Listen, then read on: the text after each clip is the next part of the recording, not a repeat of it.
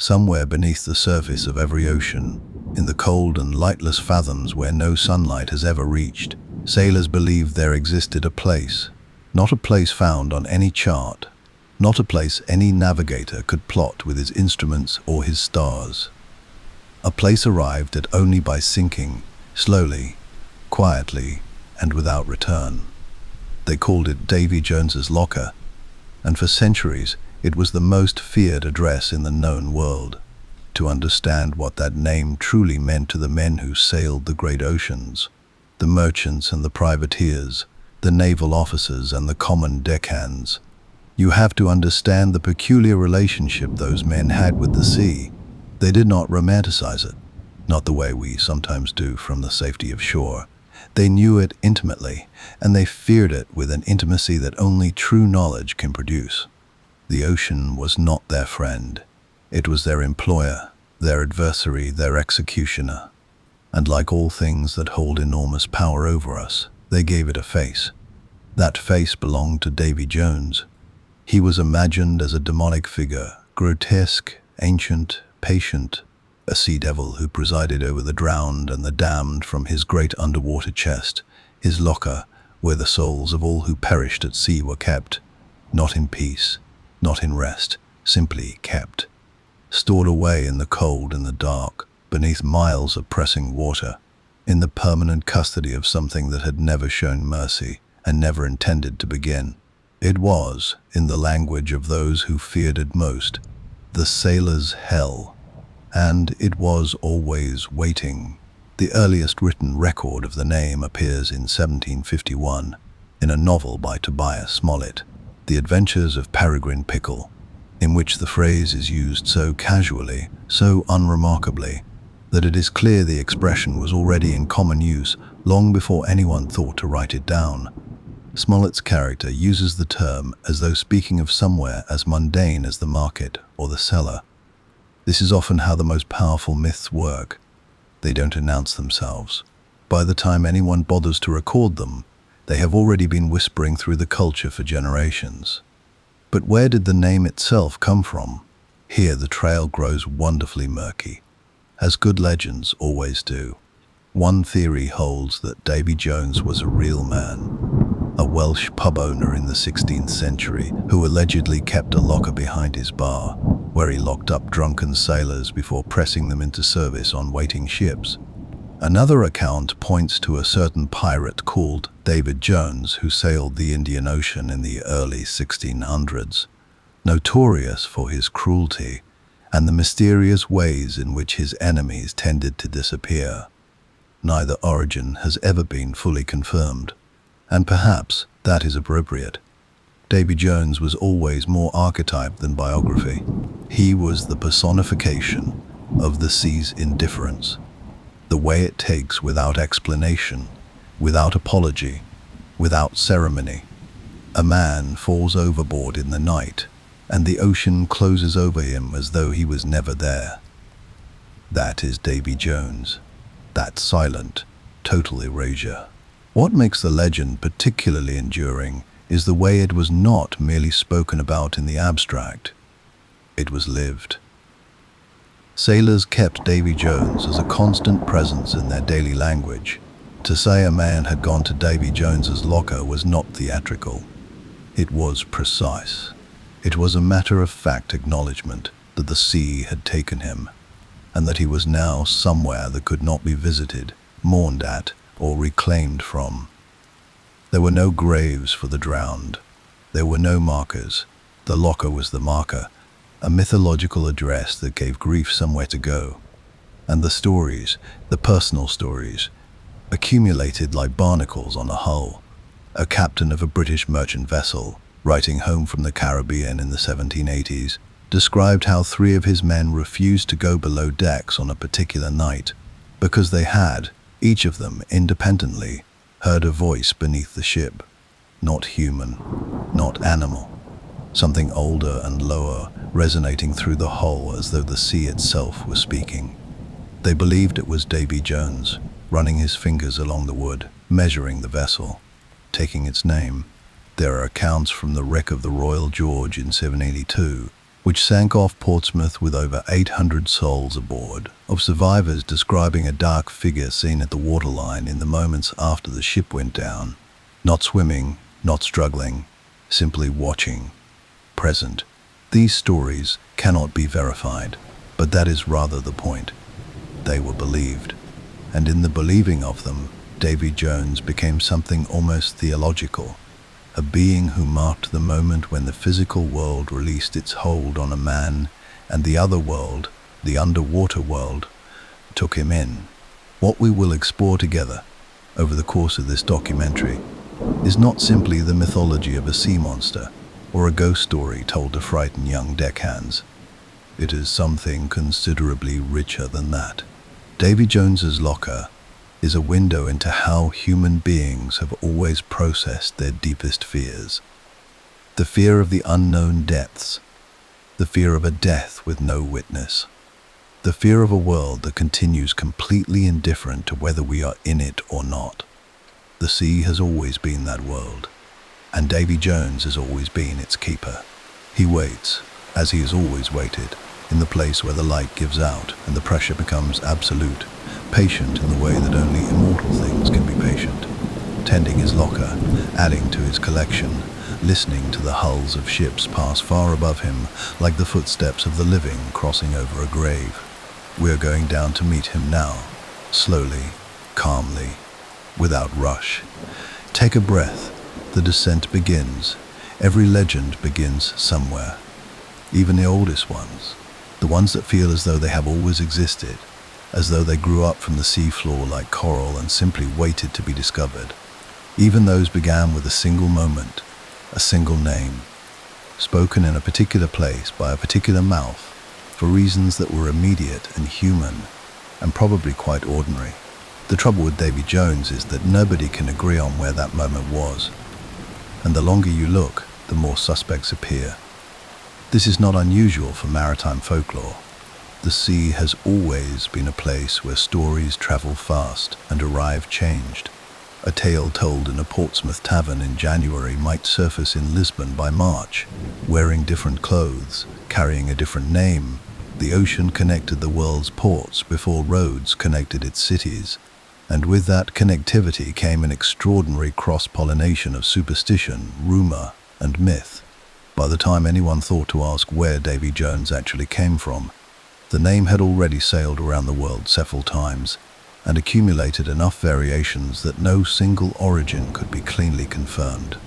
What we have instead are candidates, and some of them are very compelling indeed. The first and most domesticated of the theories, and perhaps for that reason the most strangely believable, concerns a tavern owner somewhere along the Welsh coast said to have kept a storage locker behind his bar. He was known for a peculiar and ruthless practice. When a sailor became sufficiently drunk and sufficiently vulnerable, Jones would lock him inside the chest until morning, at which point he would be handed over, confused, dehydrated, and in no state to refuse, to the captain of whichever ship happened to be short on crew.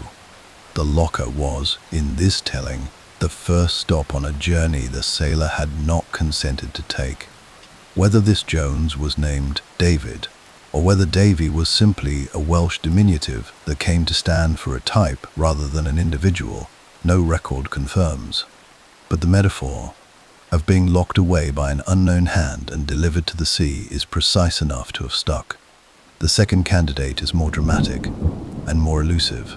References in several 17th century maritime accounts describe a Welsh or English pirate operating in the Indian Ocean under the name David Jones, whose particular reputation was not for plunder but for disappearance. His victims had a habit of vanishing without trace. Crew members who crossed him would, by morning, simply be gone. No bodies, no explanation. The implication was that the sea itself was his accomplice, that Jones had some arrangement with the deep which ordinary men did not share. Whether this figure was real, embellished, or entirely invented, he provided the legend with its most important ingredient, a personal relationship between a named man and the act of drowning. Davy Jones did not merely fall into the sea. He sent people there. The third theory is rooted not in historical biography, but in scripture.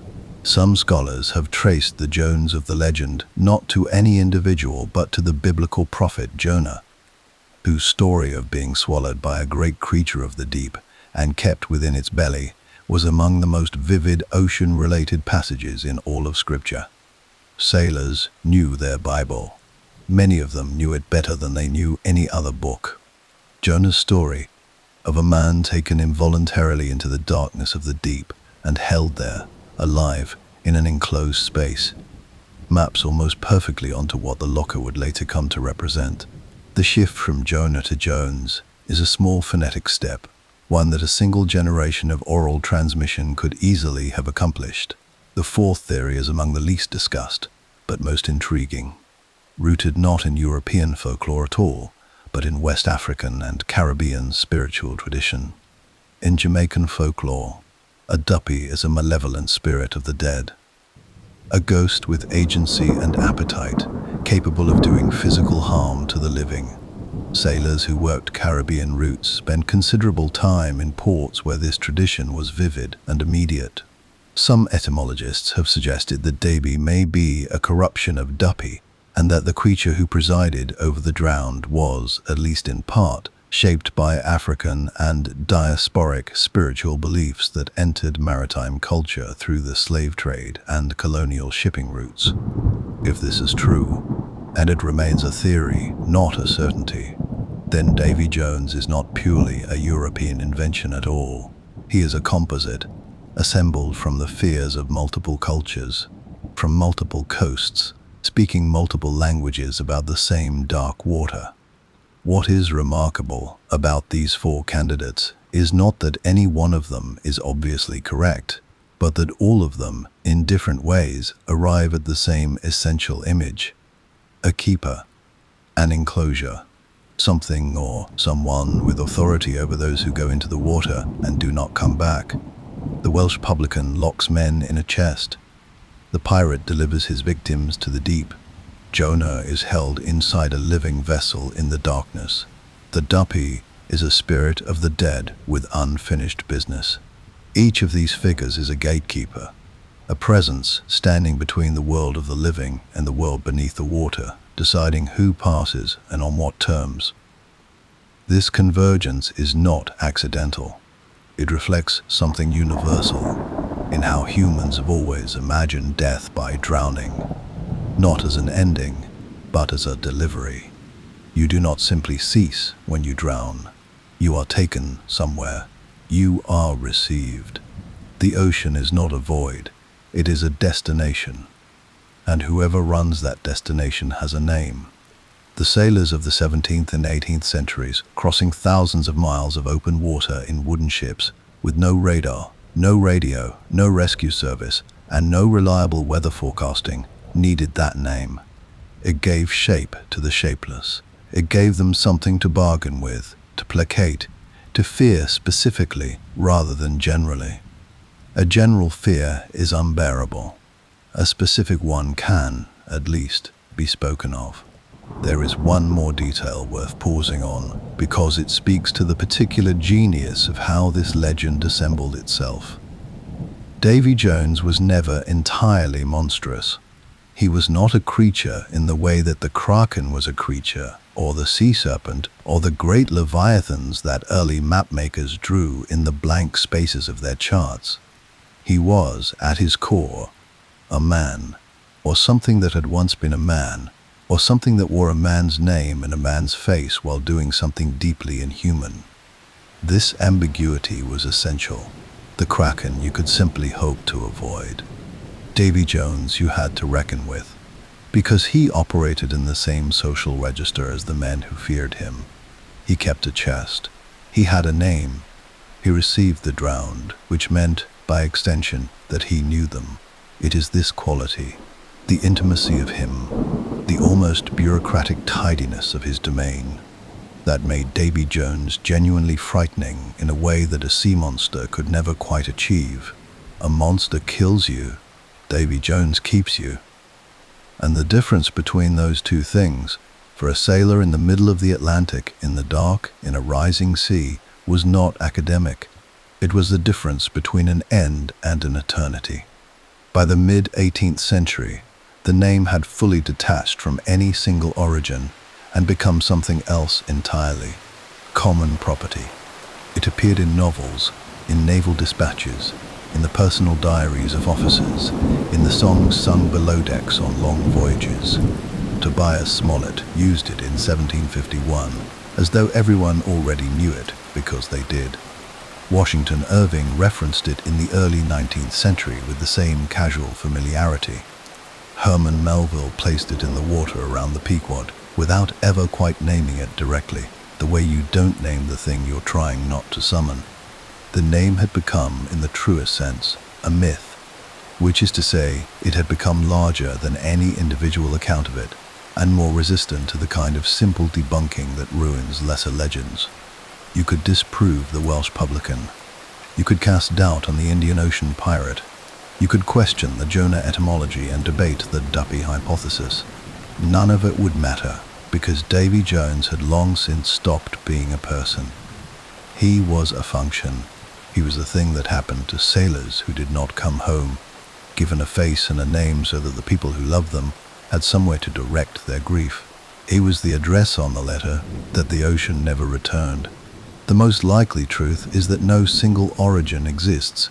Davy Jones was assembled, gradually, collaboratively, across multiple languages and centuries, from the overlapping fears of every culture that ever sent men to sea and watched some of them not come back.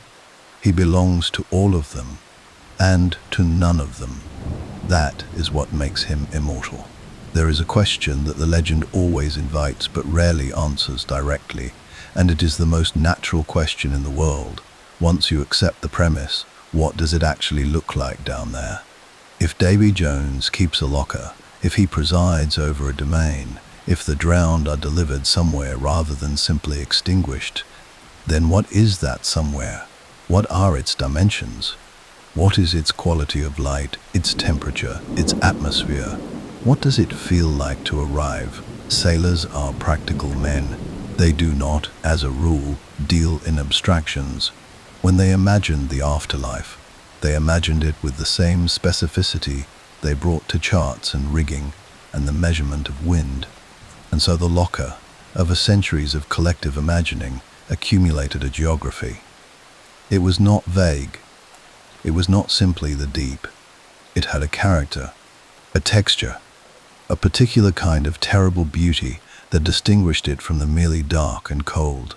To understand Davy Jones, you have to understand what his sailors believed he had built down there in the fathomless black, because the locker was not a punishment. It was a place, and places, even terrible ones, have their own logic. Begin with the water itself, because that is where the journey starts. The descent, as sailors imagined it, was not violent. This is the first thing that surprises people when they look closely at the accounts. The remarkable consistency with which the passage into the locker was described as quiet. A man who drowned badly in a storm, in chaos, thrashing and terrified, would nonetheless arrive gently. The ocean, having taken him, became still. The violence was the surface world's business, below the threshold, and every account places that threshold at a different depth, but the feeling is always the same. Below the threshold, things became calm. Pressured, yes. Cold, certainly, but calm in the way that only absolute depth can be calm. A calm so total. It has weight to it, so that you feel it pressing in on every side, not as discomfort, but as a kind of enforced serenity. This is not accidental. The sailors who described the locker were not simply imagining a pleasant death. They were imagining something more complicated, a peace that is not chosen, a rest that does not restore. The calm of the abyss was the calm of things that have ceased to struggle, not because they have found peace, but because there is nothing left to struggle against. It is the calm of a stopped clock. It is the calm of a ship after everyone aboard has gone.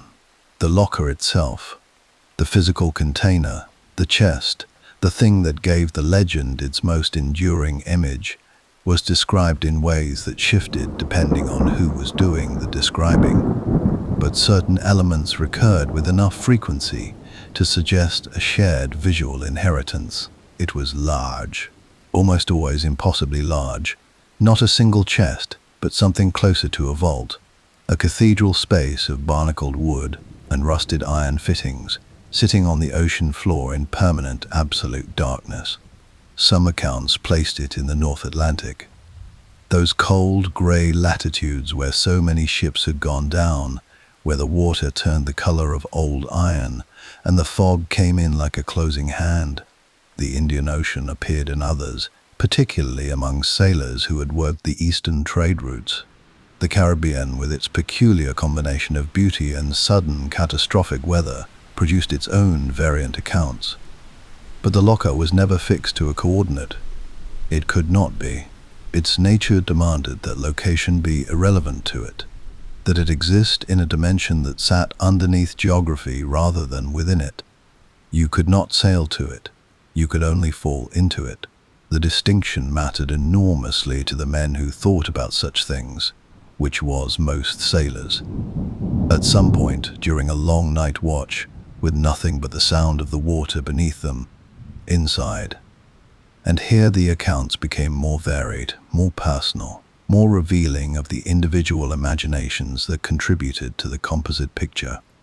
Inside there were things kept, not just souls, though the souls were there, held in whatever form souls take when the body has dissolved and the name has been forgotten on the surface. There were ships.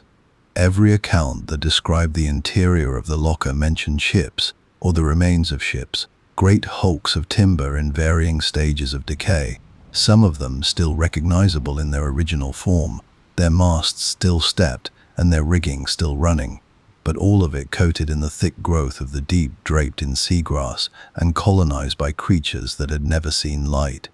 The ships were the locker's furniture. They were also its history, a record of every vessel the sea had taken, arranged in the permanent dark-like exhibits in a museum that nobody visited. Specific wrecks entered the mythology. The Mary Rose, the great English warship that capsized in the Solent in 1545 with somewhere between 400 and 700 men aboard, was spoken of in later maritime tradition as the first great deposit to Davy Jones's collection, the vessel that established the locker as a serious institution rather than a casual receptacle. The Royal George, lost in 1782 with over 800 souls in a catastrophic sinking off Spithead, added to the tally in a way that shook an entire generation of British naval culture. The poet William Cowper wrote about the Royal George within days of the disaster, and the poem circulated rapidly through a navy already steeped in the locker mythology. Whether he intended it or not, Cowper gave the locker its most literary monument, a formal elegy for men who had gone to a place that no elegy could follow them to. It is worth pausing on what made the Royal George sinking so particularly dreadful to the public imagination. It sank at anchor, in harbour, on a calm day, during routine maintenance, with the gun ports open for ventilation. The sea did not need a storm to take 800 people. It needed only a moment of inattention, a slight miscalculation of trim, a few seconds of water coming in through the wrong hole at the wrong angle. Davy Jones, the sailors concluded, did not wait for dramatic conditions. He was opportunistic. He was patient. He could take you on a Tuesday afternoon in a harbour you thought you knew. The locker accepted deposits without ceremony, without season, without warning. The souls in the locker were not, by most accounts, in torment. This is perhaps the strangest and most theologically interesting aspect of the legend, and it is one that sets Davy Jones apart from the Christian hell with which it was sometimes compared and to which it never quite belonged. Hell was punitive. Hell sorted people according to their moral history and administered consequences calibrated to their sins. The locker sorted by a different principle entirely, one that was morally neutral. and therefore, in some ways more disturbing. You arrived in the locker simply because you had drowned. There was no review of your conduct.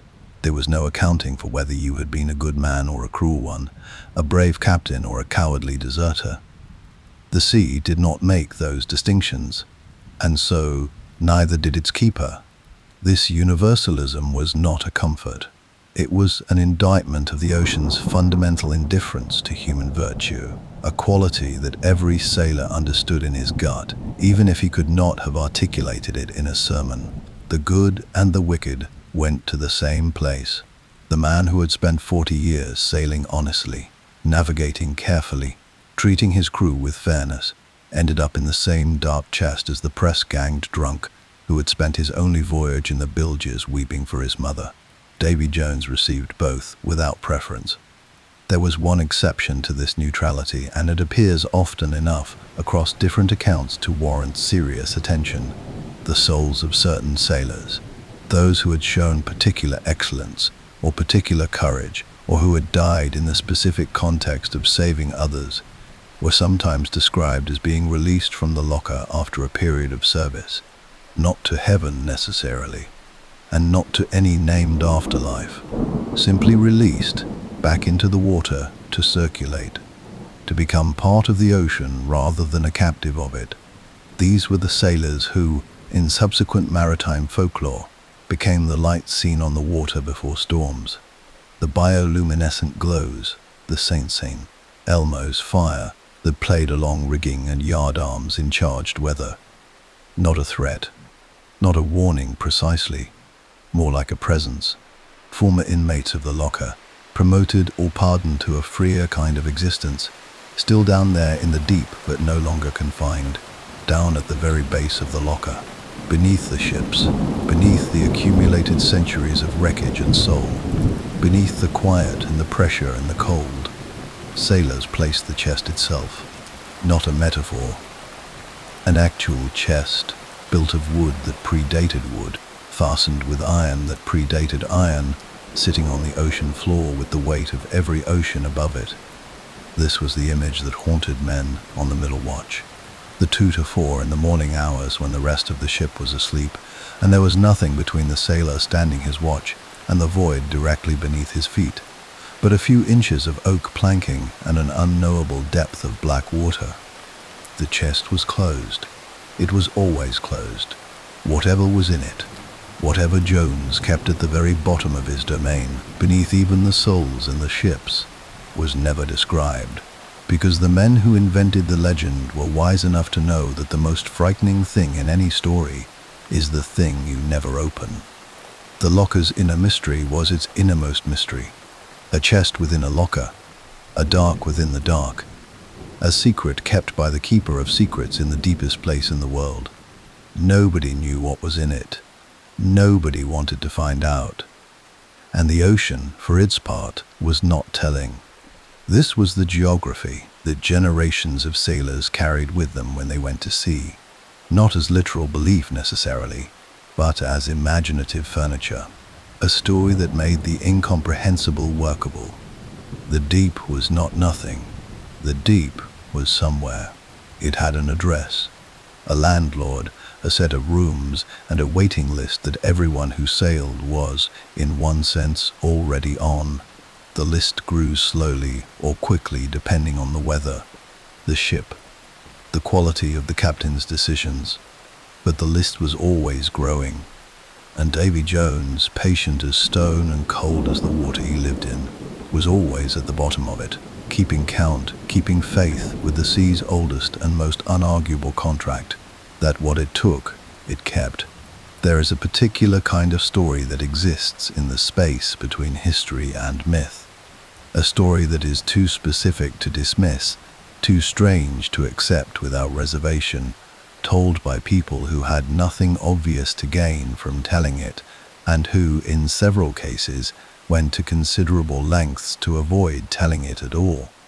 These are not the stories of credulous peasants or excitable children. These are the stories of navigators, of captains who had crossed entire oceans by dead reckoning, who understood weather systems and tidal patterns, and the load-bearing mathematics of a fully rigged ship. These are men who lived by precision, who trusted instruments over intuition, who would sooner have admitted a navigational error than confessed to a fear they could not explain. And yet the accounts exist, logged or reported, or whispered across centuries, describing encounters with something in the water that did not behave the way water behaves, and did not look the way the sea looks when it is empty. What follows is not a collection of ghost stories told for entertainment. It is something quieter and more unsettling than that. A record of what serious, experienced men said they saw, in their own words where those words survive, and in the words of those who recorded their testimony where they do not. Judge them as you will. The sea does not care either way.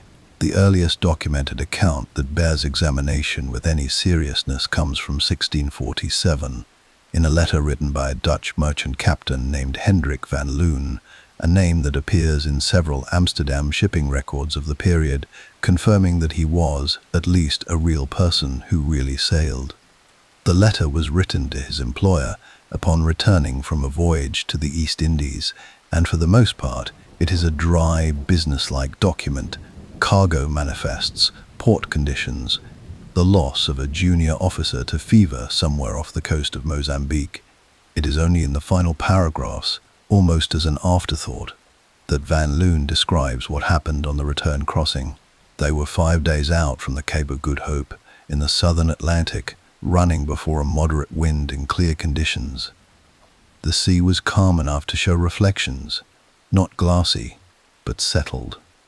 It was mid-morning. The watch was awake. The cook was working. Everything was ordinary. And then, Van Loon writes, something rose alongside the ship. Not from below, not breaching, not surfacing in the manner of a whale or a large shark, simply alongside, as though it had been there and become visible.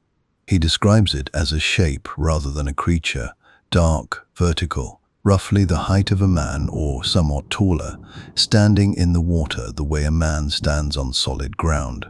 It did not move in relation to the ship.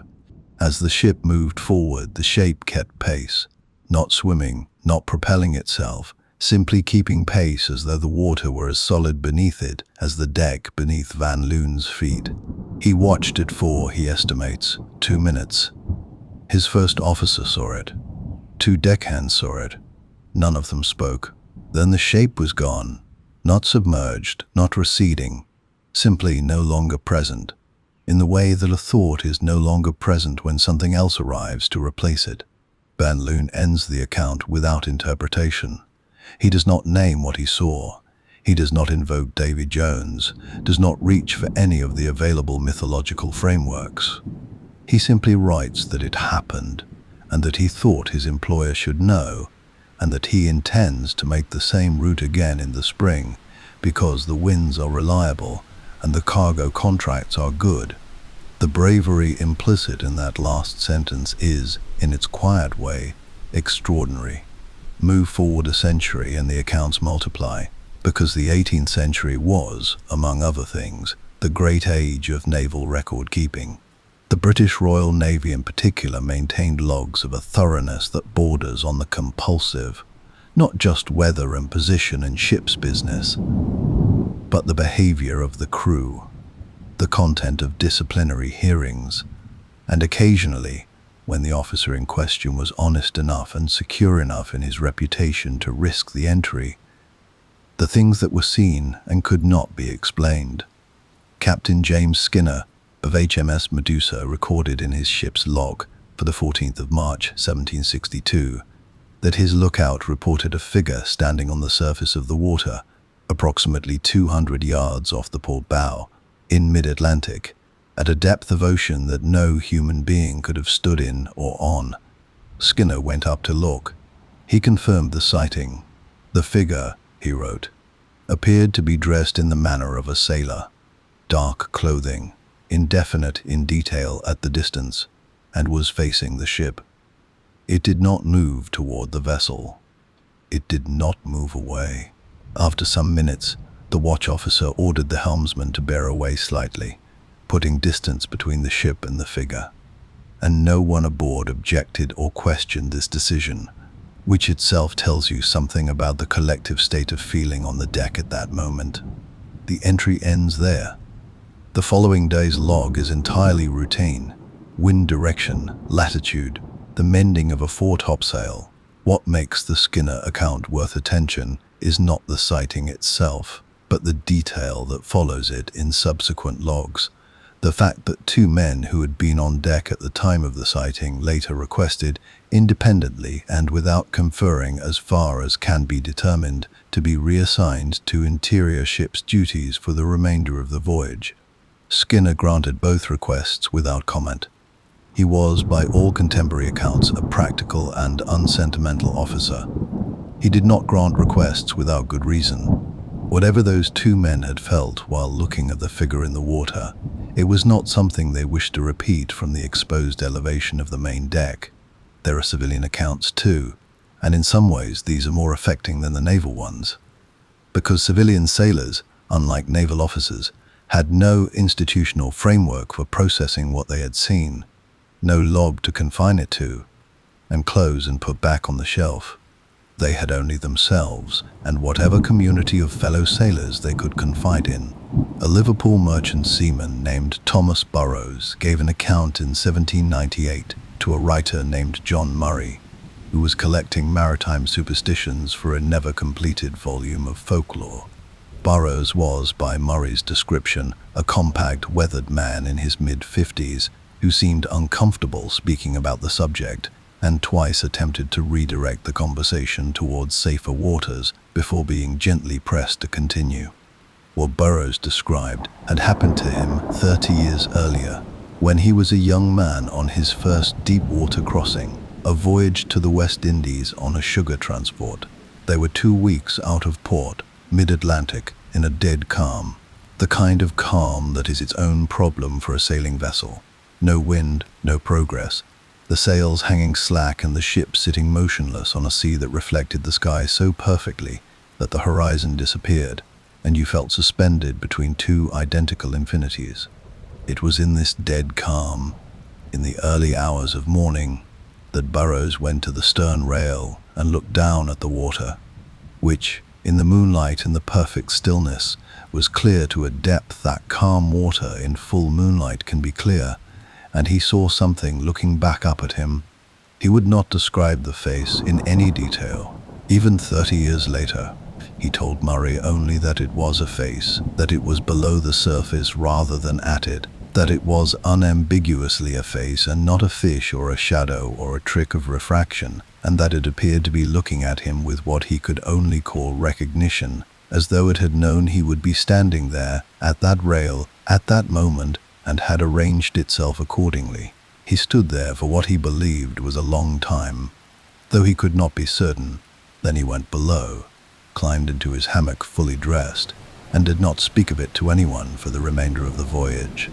He did not go to the stern rail at night again, on that crossing or any subsequent one, for the rest of his career. Murray asked him what he believed he had seen. Burroughs was quiet for a moment, and then he said very carefully that he did not believe anything. He said he was a Christian man, and he did not believe in spirits or the devil's works at sea. And then he said that he had, nonetheless, looked at the face, and the face had looked at him, and the face had known his name. He was certain of this without being able to say how he was certain of it.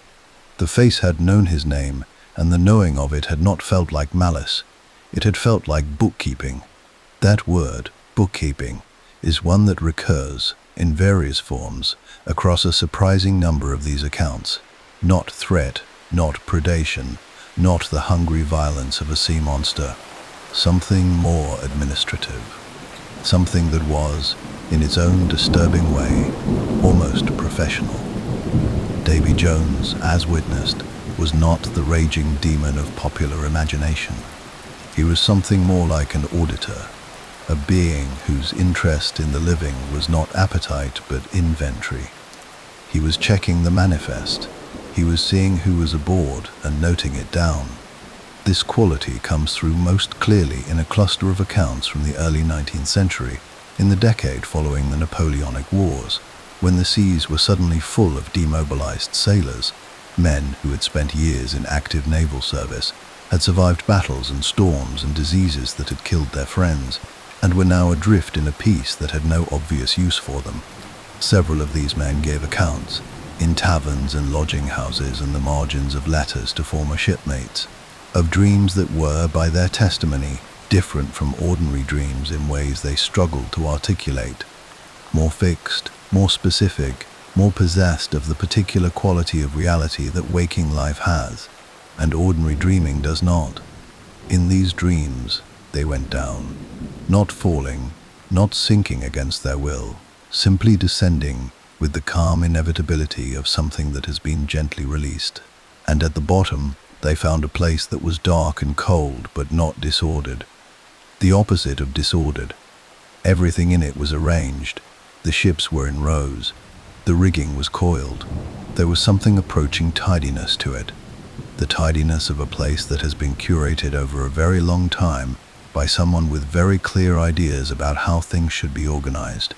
And somewhere in the middle of all this, not on a throne, not in any posture of obvious authority, was a figure, sitting, working, busy with something that felt important and routine simultaneously, the way the most essential work always does. None of the men who had this dream could describe the figure's face afterward. Several tried. All of them found that when they reached for the memory of it, it had already moved out of reach, not forgotten exactly, but unavailable, stored somewhere they couldn't access, filed away by the figure itself in whatever system it used to maintain its records. They could describe everything around the figure with perfect clarity. They could see the ships and feel the cold and hear the particular silence of enormous depth, which is not quiet, but is the absence of every sound the surface world makes. But the face was always already gone, entered into the ledger, available perhaps to someone with the authority to look, not to them. What do we make of all of this? The honest answer is that we do not know, and that the not knowing is itself instructive. These accounts were not generated by a culture that encouraged this kind of testimony. Naval officers who reported the inexplicable risked their reputations. Common sailors who admitted to fear of this specific kind risked being thought superstitious, which was, in the hard-edged social world of working ships, a form of weakness. The accounts that survived did so despite the pressure against producing them, which means that the experiences behind them must have been, for the people who had them, simply too substantial to suppress, too real, too specific, too much themselves to be quietly folded into the category of imagination and forgotten. Davy Jones, as witnessed, was not a monster. He was not a god. He was something far more difficult to categorize, a presence, patient and precise, conducting his eternal accounting at the bottom of the world, occasionally glancing up to see who was watching from above. And when he did glance up, when those ancient eyes met the eyes of a Dutch captain, or a Liverpool merchant sailor, or a shell-shocked Napoleonic veteran dreaming in a lodging house in Portsmouth, what passed between them was not a threat. It was recognition. The same look a banker gives you when he checks the balance of an account you didn't know you had. Calm, professional, and completely certain that, sooner or later, everything balances out. There is a period in the history of human civilization that deserves to be understood, not simply as an era of exploration or commerce or military expansion, but as an era of sustained, institutionalized courage. A period during which hundreds of thousands of ordinary men voluntarily, or not entirely voluntarily, committed themselves to one of the most dangerous occupations the world has ever produced. The golden age of sail, running roughly from the mid-17th century through to the early decades of the 19th, was the period in which wooden ships and the men inside them moved more cargo, fought more battles, crossed more open water, and died more comprehensively than at any point before or since. It was the period in which Britain, the Netherlands, Spain, Portugal, and France extended their reach across every ocean simultaneously. threading trade routes and military corridors through waters that had no rescue services, no weather forecasting, no communications beyond the speed of a ship itself, and no guarantee whatsoever that any vessel which departed a port would ever return to it. It was, in short, the golden age of Davy Jones, and he knew exactly what to do with it. To understand why the legend reached its peak during this period, you need to understand the numbers, not in the abstract, statistical way, but in the immediate, personal, community-level way that those numbers were experienced by the people living inside them.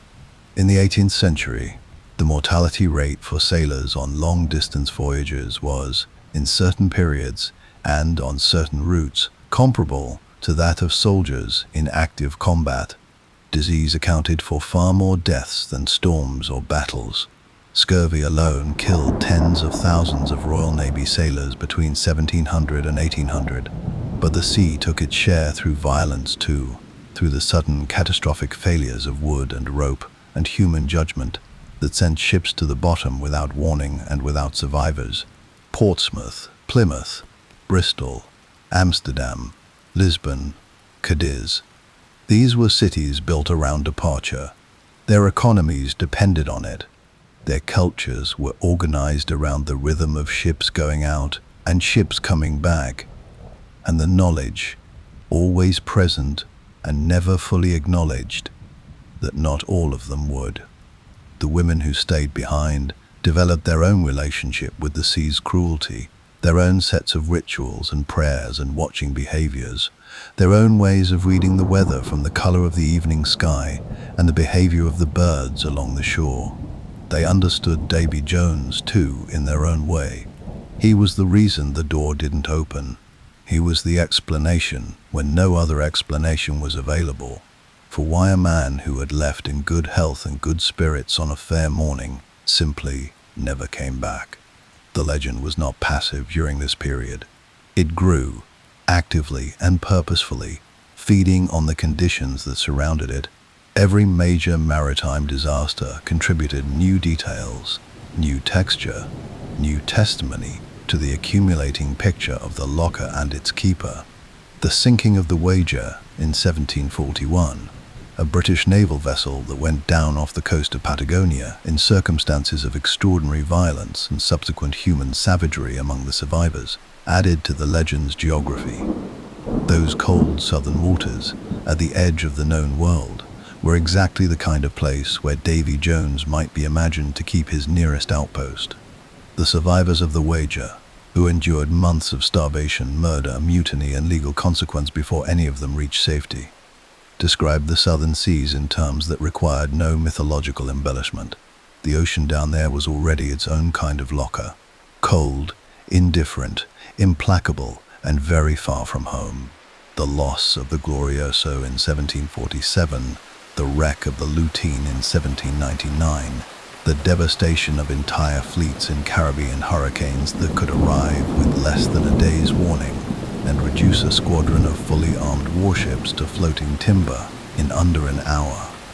Each of these events deposited something into the cultural account of the legend, not always Davy Jones by name, but always the same essential understanding that the sea had a will, and that will was not friendly, and that there was something presiding over its hungers that was older and more organized than any storm.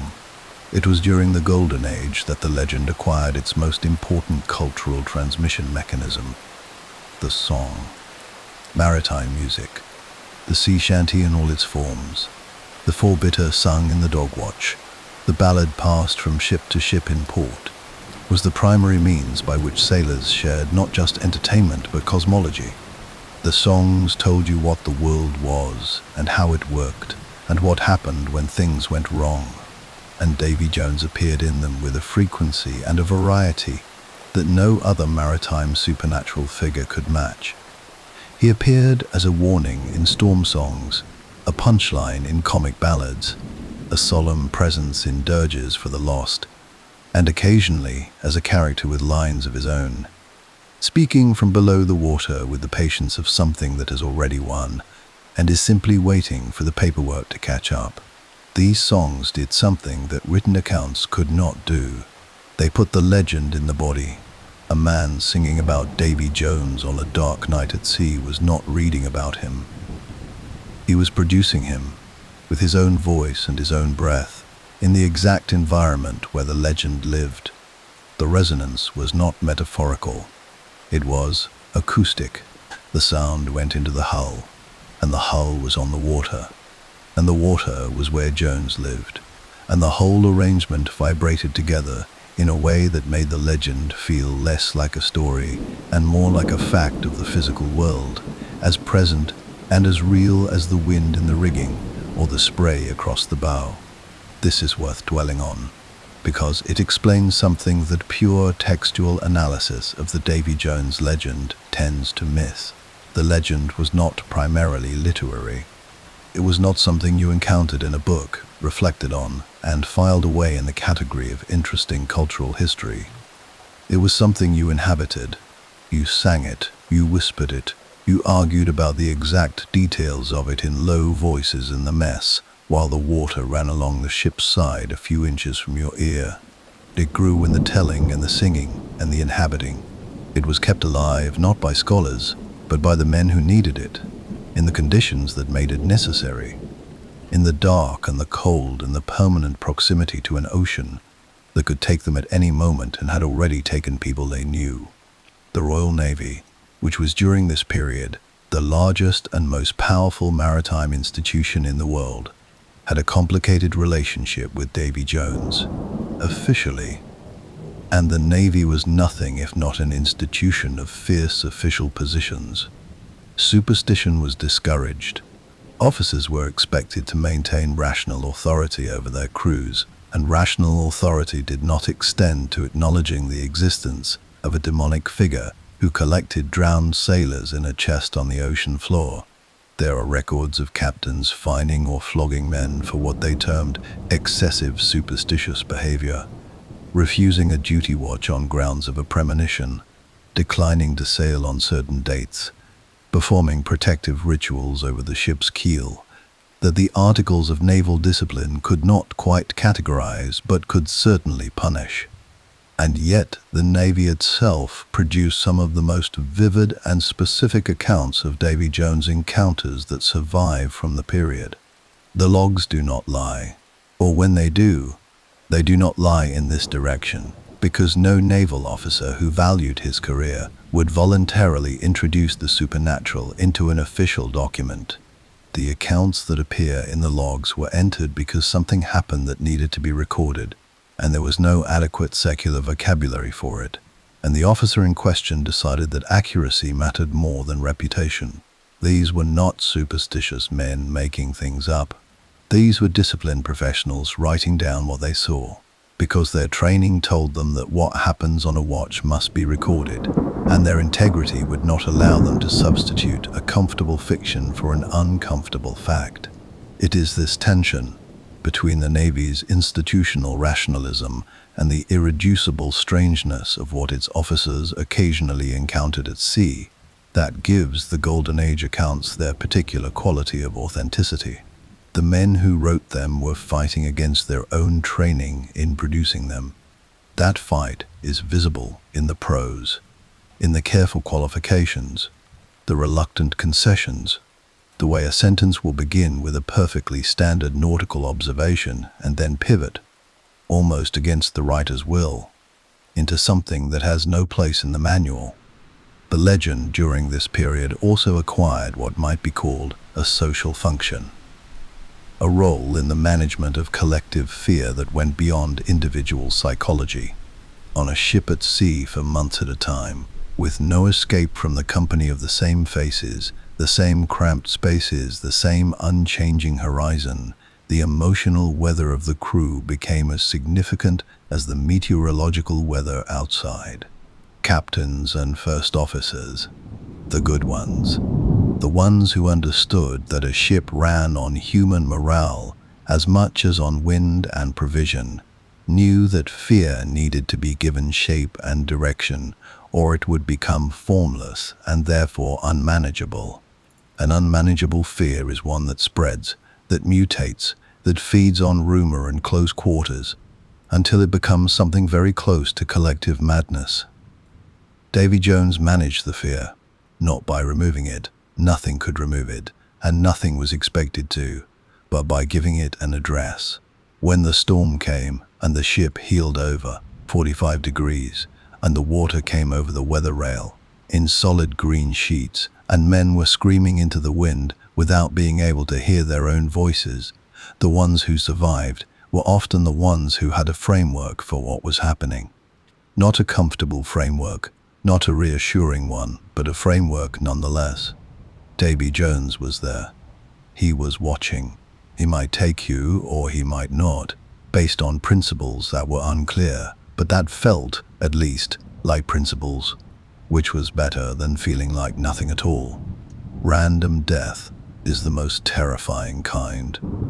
Death presided over by something ancient and deliberate carries, paradoxically, the faint comfort of meaning. If Jones had chosen you, there was a reason, even if you didn't know what it was. That reason, however dark, was a thread you could hold. By the early 19th century, the legend had become fully embedded in the language, not just the specialist language of sailors, but the broader vernacular of any English-speaking culture that had a relationship with the sea. The phrase had migrated from the forecastle to the drawing room, from the sailor's song to the novelist's page, from the ship's log to the newspaper. Washington Irving used it. Charles Dickens used it. The phrase appeared in parliamentary debates about naval conditions, in insurance documents from Lloyd's of London as a category of total loss, in the letters of admirals, and in the diaries of the women who waited for them. It had become the English language's primary metaphor for the specific kind of loss that the sea produces. Total, locationless, without grave or marker, or any of the physical apparatus that ordinary death makes available for grief.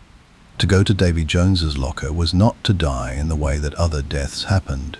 It was to be filed away in a system that the living had no access to, in a place that had no visiting hours, under the permanent management of something that did not communicate, did not negotiate, and did not return what it had received. The golden age of sail ended. Steam came. Iron came. The wooden ships rotted, or were broken up or became museums, their rigging stripped and their gun ports bricked over. The men who had sailed them were gone already, most of them long before the ships, to retirement or poverty or disease, or the specific address at the bottom of the sea that had always been waiting for them. The ocean that had needed Davy Jones so badly during those extraordinary centuries of wooden courage became, gradually and then rapidly, a managed, navigated, charted, radio-equipped, satellite-observed body of water in which the genuinely unknown became smaller with every passing decade. But the locker did not close. It only got quieter. And quieter is not the same as empty. Every legend has a moment when it stops being believed and starts being remembered. The two things feel similar from the outside. The name is still spoken, the story is still told, the image is still recognizable across cultures and centuries, but the internal experience of them is entirely different. Belief is something you carry with you into the dark. Memory is something you take out in the light, examine, and put away again. The question worth sitting with, as we reach the end of this descent, is which of those things Davy Jones has become, and whether the distinction, when you get close enough to it, is quite as clear as it first appears. The transition began, as most transitions of this kind do, not with a single moment, but with a gradual change in conditions.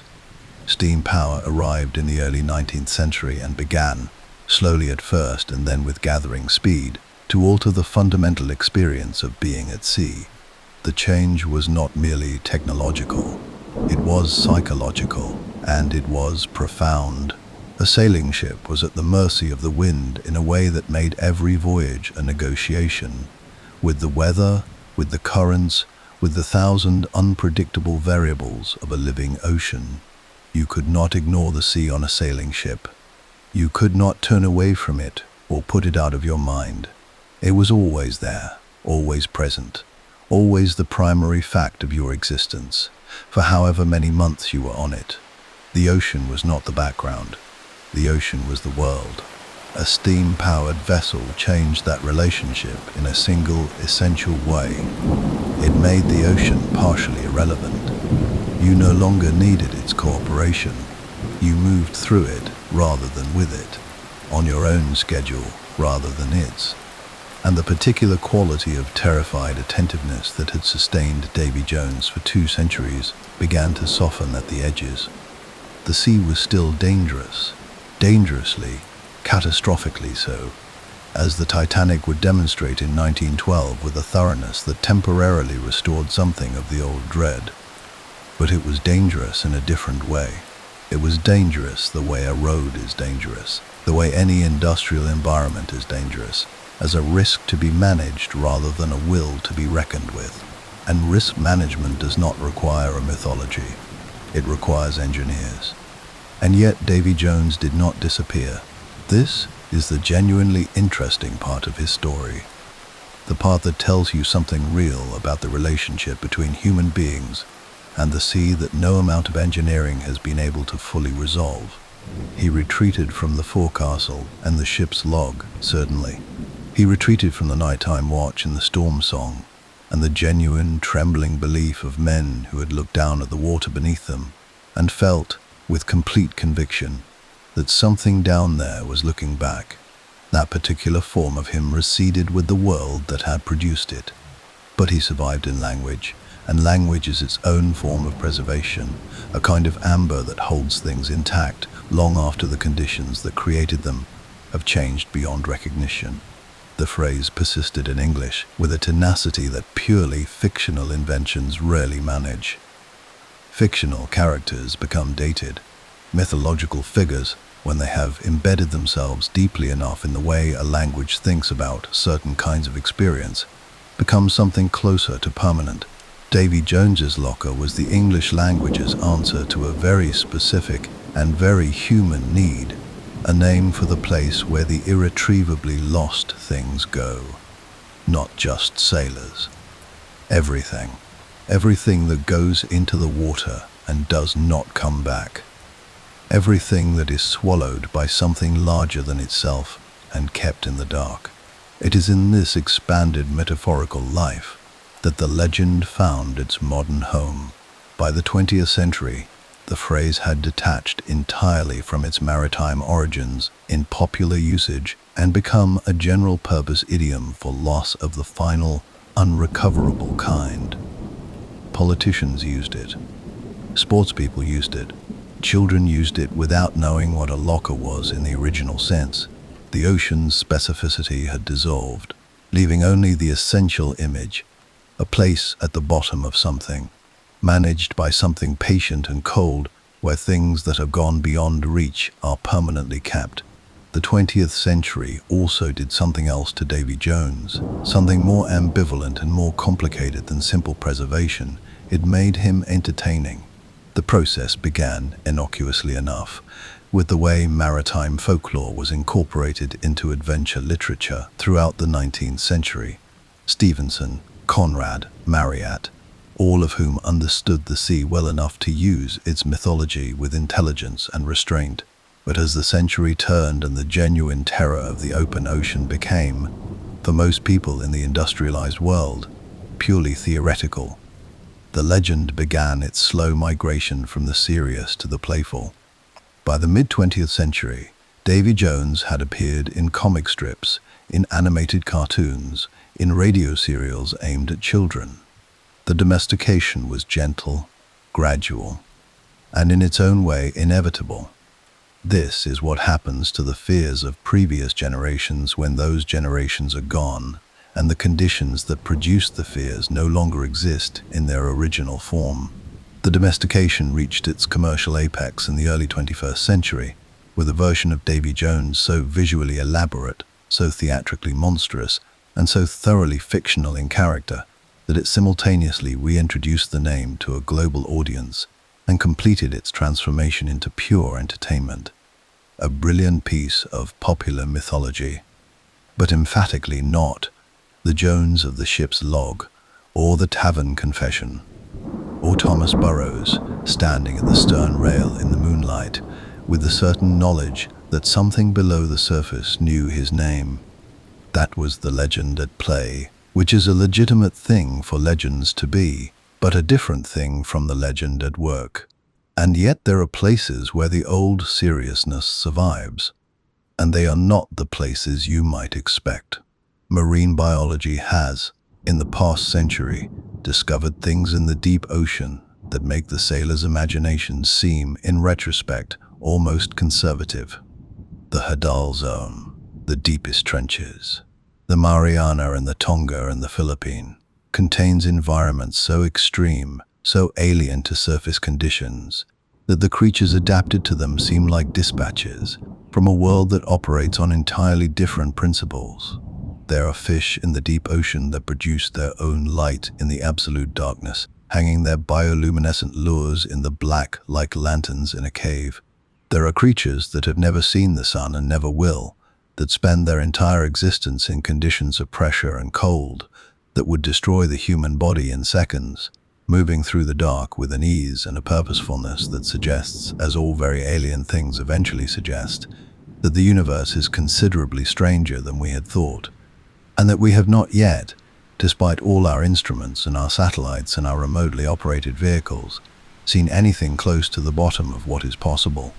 The ocean is still, in its deepest parts, largely unexplored. More of the surface of Mars has been mapped than the floor of the Earth's own seas. There are mountains down there taller than anything above the waterline, canyons deeper than the atmosphere is high, plains of abyssal mud extending for thousands of miles in permanent, total dark. We have visited these places only with machines, briefly and expensively, and what the machines have returned has been extraordinary and incomplete, and has raised, invariably, more questions than it has answered. The deep ocean is still the great unknown. It is still, in the most literal and measurable sense, the part of the world that we know the least about. Davy Jones understood this before we did, or rather, the sailors who built him understood it, understood that the deep was not simply an absence but a presence, that the darkness had texture and the pressure had meaning, and that whatever lived and moved and kept its own counsel in the fathomless regions beneath their keels was not nothing. They were right, though perhaps not in the ways they imagined. There is no chest of barnacled wood sitting on the ocean floor, no demonic accountant tallying the names of the drowned. But there is something down there, and it is very strange, and it does not particularly care about us, and it has been there for a great deal longer than we have. The sailors called that something Davy Jones, and the name was as good as any other, and better than most. What remains, then, at the end of this descent? What do we take back up with us as we rise through the fathoms toward the light? The legend of Davy Jones's Locker is, at its core, a story about the relationship between human beings and the things that are larger than them. The sea is larger than us. It covers most of the planet. It produced the first life and still contains the most life. It moves weather systems and regulates temperature and feeds billions of people, and has swallowed civilizations and individual souls with identical, absolute indifference. Every culture that has ever lived near it has developed some form of story to account for its power and its hunger, and its profound, utter disregard for human plans and human feelings. Davy Jones is the English-speaking world's version of that story, assembled across centuries from fragments of Welsh tavern life and Indian Ocean piracy and biblical narrative and West African spiritual tradition, and the dreams of shell-shocked sailors and the careful log entries of officers who saw something they could not explain and wrote it down anyway. He is not a monster. He is not a god. He is something more useful and more durable than either. He is a metaphor that tells the truth that the ocean keeps what it takes, the truth that there is a depth beneath the depth, a dark beneath the dark, and that whatever is down there in the absolute bottom of things is old beyond our reckoning and patient beyond our comprehension, and entirely untroubled by whether we believe in it or not. The sailors knew this. They went out anyway. Every morning, in every port, in every century of the age of sail, men walked down to the water's edge and got into wooden boats and went out onto an ocean that was trying, with varying degrees of urgency, to kill them. And they did it because the cargo needed moving, or because they had no other work, or because the sea was in them, the way some things get into people and cannot be gotten out. And they went knowing that Davy Jones was down there, keeping his ledger, waiting with the particular patience of something that has never needed to hurry, because it has always, eventually, gotten what it was owed. There is something to admire in that, something in the combination of clear-eyed fear and forward motion that defines those centuries of maritime courage, the willingness to walk towards something that frightened you, to name it rather than deny it, to give it a face and a locker and a mythology rather than pretend the dark water beneath your feet was simply water and nothing more.